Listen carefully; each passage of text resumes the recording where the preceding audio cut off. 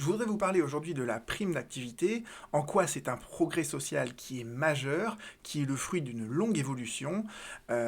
Et justement, pour le comprendre, je vais d'abord vous parler de ce qu'on appelle les trappes à pauvreté, les trappes à inactivité, ainsi que ce qu'on appelle le taux d'imposition implicite. Et derrière ces mots un peu compliqués se cache en réalité une situation très facile à comprendre.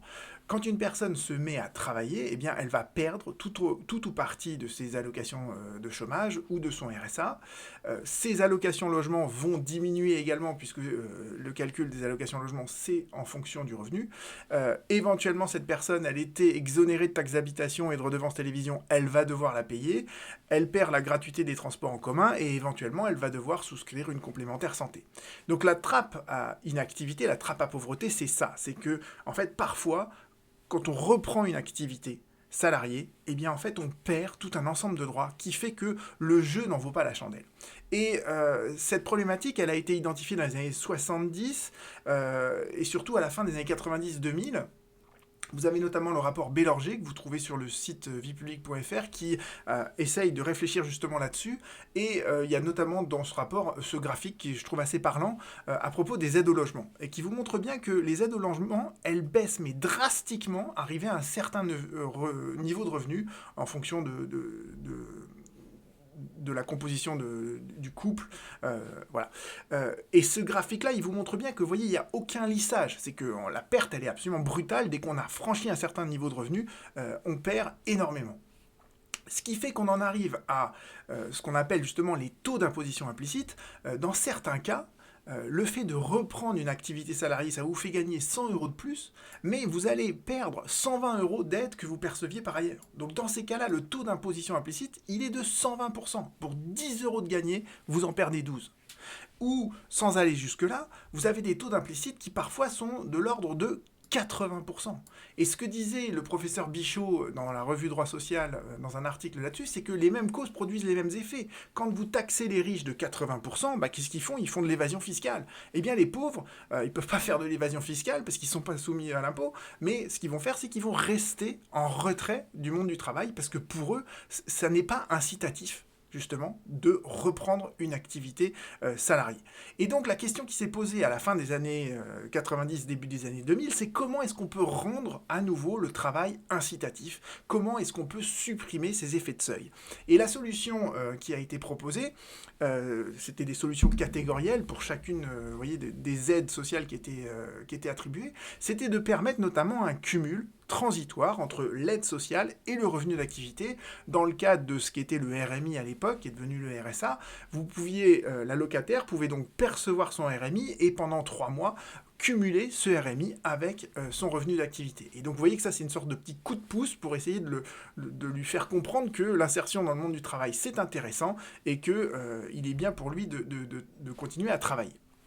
Le problème, c'est qu'en France, on a toujours eu, dans les années 2000, des politiques sociales qui étaient catégorielles. Et ce que je vous ai identifié tout à l'heure dans les trappes à pauvreté, c'est exactement ça. On pense le RSA, on pense les APL, mais on ne pensait pas à l'époque que le RSA et les APL, ça pouvait avoir des interactions entre eux, et que la sortie du RSA pouvait avoir un effet sur les APL. D'accord? Donc on n'a pas pensé ça, et c'est là où je trouve que la prime d'activité, elle est très intéressante, parce que justement, elle a une vocation qui est universelle, elle n'est pas catégorielle, puisqu'elle s'applique à tout le monde, que vous soyez salarié, fonctionnaire, étudiant, en disponibilité, c'est-à-dire sans activité, ou même travailleur non salarié.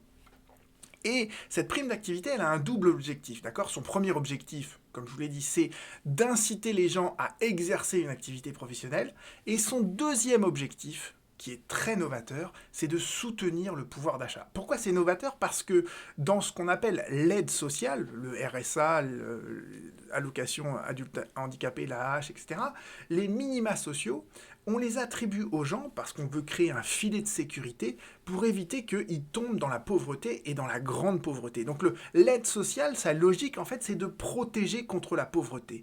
Et là, en fait, on va bien au-delà de ce seuil de pauvreté, puisqu'on veut carrément soutenir un pouvoir d'achat, ou du moins ce qu'on considère être un pouvoir d'achat raisonnable dans la France à l'heure actuelle. On peut toujours discuter de ça, c'est toujours perfectible. Mais vous voyez que la logique, elle est vachement plus loin que ce qu'on faisait à l'époque en termes d'aide sociale.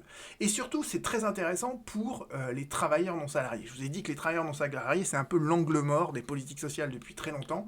Et là, la prime d'activité, elle peut être sollicitée par tous les auto-entrepreneurs, tous ceux qui, sinon, n'ont que le RSA, d'accord, les travailleurs indépendants, ils n'ont pas le droit au chômage, ils n'ont que le RSA.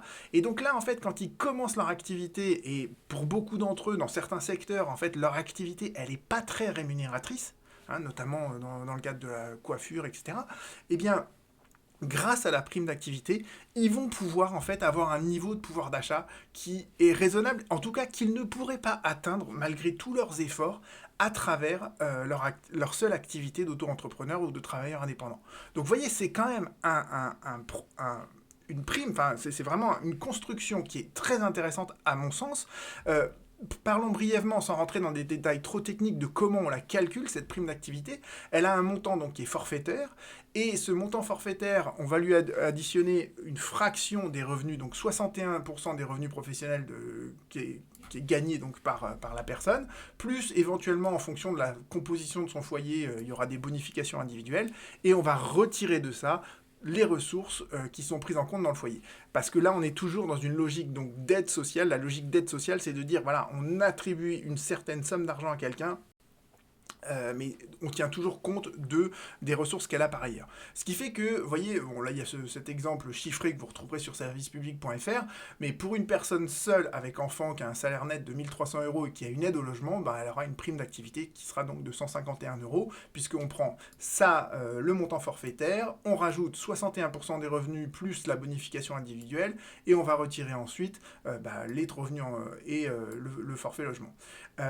Et sur cette déduction, en fait, par exemple, de ce qu'on peut toucher au niveau de l'ARE, du RSA, de la pension alimentaire. Donc, on va toujours soustraire, en fait, ces montants-là du montant de la prime d'activité. Pourquoi ? Parce qu'on reste, en fait, comme je vous l'ai dit tout à l'heure, dans une logique d'aide sociale, et il y a une certaine forme d'égalité. On se dit que, pour deux personnes qui ont un revenu d'activité identique, on ne veut pas favoriser celui qui a des revenus par ailleurs, d'autres sources de revenus par ailleurs. Et on voit bien que, à travers ça, en fait, on met l'accent sur le fait que la prime d'activité, c'est surtout une mesure qui est destinée à soutenir le pouvoir d'achat. Voilà.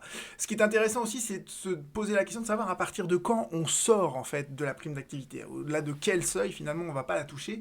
Et en fait, a priori, on est à peu près à l'ordre de 1,5 SMIC net pour une personne seule. Et ça m'a surpris ce niveau-là parce que si vous prenez par exemple les salaires moyens en 2020, eh bien les employés en fait en net ils sont à 1700, 1800 € et le SMIC à l'époque il était à 1500 et quelques. Ce qui fait que si vous multipliez 1500 par 1,5, vous tombez à 2250 €. Et donc vous voyez qu'a priori, la prime pour l'emploi, la prime d'activité, pardon, elle risque de couvrir un nombre assez important de personnes.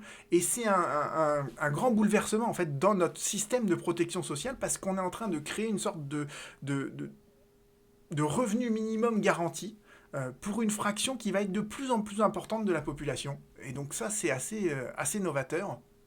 Et si vous voulez approfondir la question, donc vous avez donc le rapport Baillarger dont je vous ai parlé tout à l'heure que vous retrouvez sur internet.